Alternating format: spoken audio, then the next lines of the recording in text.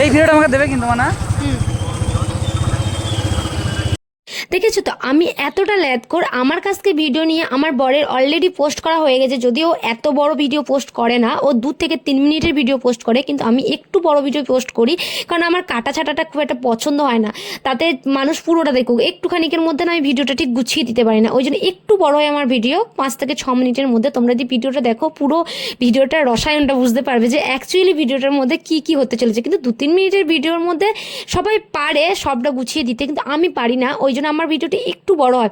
তো বলি তোমাদেরকে সবার আগে যে আজকের দিনটা ছিল গণেশ চতুর্থীর পর, ঠিক 3 দিন পর আমরা গেছিলাম মার্কেটে। কোনো কারণ ছাড়া তা বলবো না, কিছু একটা কারণে গেছিলাম, কিন্তু জানতাম না যে এত বড়োভাবে এই পুজোটা হয়, গণেশ পুজোটা ওখানে হয়। আমার সত্যি জানা ছিল না, যেহেতু আমার প্রথমবার এইভাবে বেরোনো ওর সঙ্গে। আর তার থেকেও বড় কথা যে ও হয়তো জানতো না, তাই কারণ আমাকে কখনো বলেও নি যে গণেশ ঠাকুরের পুজো দেখতে যাব।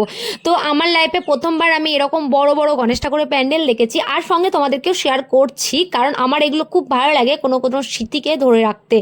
আর তার থেকেও বড় কথা হচ্ছে যে এই প্যান্ডেলগুলো দেখার পর আমার জাস্ট অসাধারণ লেগেছে, যেটা তোমাদেরও লাগবে আশা করছি। তোমরা একটু ভিডিওটা দেখো আমার সাথে, আমিও তোমাদেরকে কিছু কিছু এদেরকে নিয়ে বলতে থাকি। দেখো এখানে অনেকগুলো প্যান্ডেল দেখেছি, যা অগুন্তি ধরতে গেলে। আমি যে কতগুলো প্যান্ডেল সেদিনকে রাত্রে দেখেছি আমার সত্যিই খেয়াল পড়ে না। আমরা বেরিয়েছিলাম 9টার মধ্যে বাড়ি ঢুকে যাব বলে, মানে রুমে চলে আসবো, কিন্তু আমরা যে হঠাৎ করে এই গণেশ ঠাকুরের মূর্তি প্যান্ডেল দেখতে বেরিয়ে যাবো বুঝতে পারিনি। কাজে গেছিলাম, কাজ হয়ে গেছে, তারপরে হঠাৎ করে দেখি যে এইভাবে প্যান্ডেল শুরু হয়ে গেছে রাস্তার মধ্যে, এত এত প্যান্ডেল। দেখো এইগুলো তো মিস করতে চাই না, সো আমি ক্যামেরাতেও বন্দি করতে চাই এগুলো।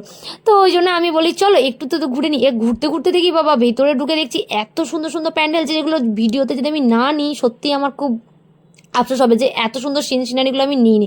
তো যাই হোক আমার চোখের সামনে থেকে দেখেছি, তো আমার খুব ভালো লেগেছে। তবে তোমাদের কেমন লেগেছে অবশ্যই তোমরা জানাবে পরে সেটা। তবে এখন দেখো, আর এখানে দেখো সিদ্ধিদাতা গণেশের অনেক রূপ, কিন্তু যে রূপগুলো কাছ থেকে অসাধারণ লেগেছে, এক একটা রূপ এক এক রকমের ছিল, যেটা তোমাদেরকে আমি মুখে বলে বোঝাতে পারবো না। সত্যি মুখে বলা যায়ও না, মানে ভগবানের রূপগুলো কি শুধু অনুভব করতে হয় ভগবানকে, কোনো রূপকেই বোঝানো যায় না। বিশ্লেষণ করা যায় করা যায় না, কাছ থেকে যতটা মধুর লাগছিল যেটা আমি মুখে বলে বোঝাতে পারবো না। আর এমনিতেই জানো যে আমার বয়সটা একদম সত্যি মধুর নয়, সো আমি মধুরভাবে বোঝাতেও পারি না। তো তোমাদেরকে যেটুকুনি আমি পারছি তোমাদেরকে বলে বোঝানোর চেষ্টা করছি, দেখো বুঝতে পারো কি না। তবে তোমরা দেখতে থাকো। আর দেখো সামনেই ওই ঠিক ওই প্যান্ডেলটার উল্টো দিকেই ছিল আর একটা প্যান্ডেল। বলছি না যে আমি প্যান্ডেলের মধ্যে ঢুকে বুঝতে পারছি যে সত্যি এত বড় বড় প্যান্ডেল হয়। মানে বাইরে থেকে যেটা দেখছি যে লাইটিংয়ের কাজ ঠিক আছে, কিন্তু যখনই আমরা ভিতর দিয়ে ঢুকে আসি তখনই কিন্তু প্যান্ডেলের আসল রূপ বুঝতে পারছি। এদিকে একটা প্যান্ডেল ওদিকে একটা প্যান্ডেল, মানে ঘন ঘন দুটো তিনটে করে প্যান্ডেল, মানে এমন কোনো জায়গা হয়নি যে ওখানে একটাই প্যান্ডেল ছিল। যেখানে যে পটিটাতে ঢুকেছি সেই পটিটার মধ্যে 2 থেকে 3টে করে প্যান্ডেল, তার ছোট ছোট প্যান্ডেল না, দুটো মানে বড় বড় প্যান্ডেল। আর তোমাদেরকে এইভাবে ভয়েসওভার দিতে হচ্ছে কারণ হচ্ছে কি ওখানে প্রচণ্ড পরিমাণে তোমার সাউন্ড মানে সং হচ্ছিল।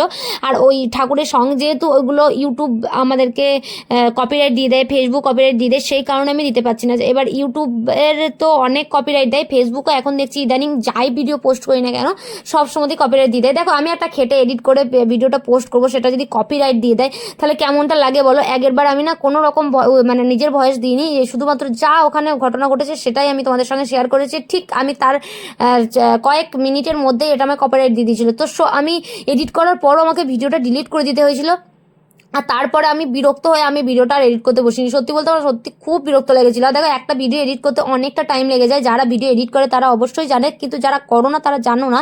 হয়তো ভাববে যে ভিডিও এডিট করা কেমন কাজ, কিন্তু সত্যি বলতে খুব কষ্ট হয় ভিডিও এডিট করতে গেলে। এই গরমের মধ্যে ফ্যান অফ করে দিয়ে ভিডিও এডিট করতে হয়। তো যাই হোক, নিজেকে কষ্ট না করলে তো কী বলে, কষ্ট না করলে তো কেষ্ট মেনে লা। ও ভাই রে, তুই কথায় জড়িয়ে যাই তোর পল্লবী, তুই থাম, তো এতই বকিস না, এত স্পিডে কেন কথা বলিস তুই, তোর সবসময় ভুলভাল বেরিয়ে যায়। যাই হোক চলো বাদ দাও। তো সেটা যেটা বলছিলাম সেটা হচ্ছে যে ফ্যান অফ করে ভিডিও এডিট করতে হয়। দেখো একটু তো কষ্ট হয়, আর এডিট করার মধ্যে তো মানে কোনো আওয়াজ আসলে না কথাটা শুনতেও ভালো লাগে না। তো চলো নেক্সট ভিডিও তো নেক্সট প্যান্ডেল তোমাদের সঙ্গে কথা বলতে বলতে চলে এসেছি, ওইসব কথা বাদ দাও। আর যা ভুল বলেছি সেগুলো ভুলে যাও, কারণ আমার ভিডিও এডিট করতে গেলে একটু ভুলভাল হবে, যেটা আমিও জানি আর তোমরা জানো যারা এতদিন আমার ব্লগ দেখো। যদিও ব্লগটা কন্টিনিউ করতে পারি না, তবে মাঝে মাঝে মাসে একবার হলেও তো সেই ধূমকেতুর মতো দেখা দিই। তো যাই হোক, একটু ভুলভাল হলে ম্যানেজ করে নিও প্লিজ। আর দেখো এরপর এটা হচ্ছে যে যে প্যান্ডেলটা তোমাদের সঙ্গে শেয়ার করছি, এটা একদম প্রাকৃতিকভাবে সাজানো। কারণ এইখানে যে প্যান্ডেলটা, এখানের মধ্যে দেখো পান্ডা দেখাচ্ছে, একটা বান্দর দেখাচ্ছে, আর এখানে সিনসিনেটা পুরো মিউজিক হচ্ছিলো, যে পাহাড়ের মধ্যে আর কি গণু দাদাকে করেছে, মানে গণেশকে ওখানে রেখেছে। তো এইগুলোর জন্য আমার ওইখানের যে প্যান্ডেলটা হয়েছিল ওটা খুব ভালো লেগেছে। আর এই গণেশ দাদাটাকে দেখো আরও সুন্দর লাগছে, কি কিউট লাগছে তাই না, তানকুড়া বাজাচ্ছে, এই সিনটাও আমার ভীষণ ভালো লেগেছে। তো এখান থেকে বেরিয়ে আর একটা প্যান্ডেল দেখেছি, আর তারপরে সত্যি আর যাওয়ার মতন এনার্জি আমি পাইনি, তোমাদের সঙ্গে আগেও বললাম, শেয়ার করেছি। তো চলো এবার বাড়ি যাওয়া যাক। দেখা হচ্ছে নেক্সট কোনো ভিডিওতে, নেক্সট কোনো প্যান্ডেলে। আজকেকার মতন আসি, টাটা বাই। সবাই ভালো থেকো, সুস্থ থেকো, সাবধানে থেকো, দেখা হচ্ছে নেক্সট কোনো ভিডিওতে।